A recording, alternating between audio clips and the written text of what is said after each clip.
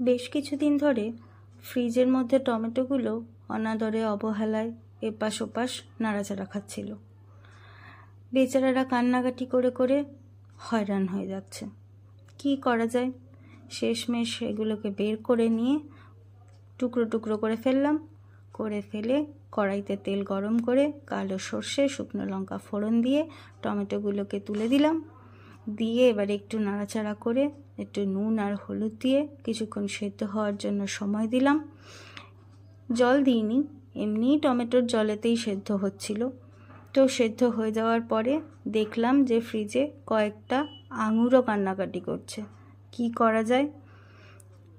তাই ঠিক করলাম যে টমেটোর সঙ্গে আঙুরগুলোকেও দিয়ে দিই, তাহলে দুজনের একসাথে যে দুঃখ সেটা একটুখানি কম হয়। তাই টমেটোর সঙ্গে আঙুরগুলোকেও দিয়ে দিলাম। এবারে এই আঙুর আর টমেটোকে কিছুক্ষণ নাড়াচাড়া করে নিলাম। নিয়ে এদেরকে একটুখানি মর্যাদা দেওয়ার জন্য অল্প একটু ড্রাই ফ্রুটস তার সাথে অ্যাড করলাম। করে আবার কিছুক্ষণ একটু নাড়াচাড়া করলাম।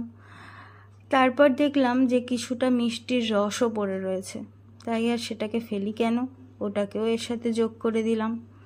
তো সমস্ত কিছু একসাথে যোগ করার পরে সবগুলোকে একসাথে ভালোভাবে নাড়াচাড়া করে কিছুক্ষণ ফুটতে দিলাম।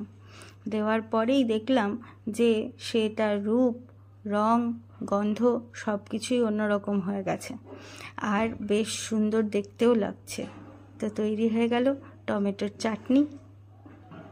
ভিডিওটা ভালো লাগলে লাইক করুন, শেয়ার করুন, সাবস্ক্রাইব করে চ্যানেলটা পাশে থাকুন।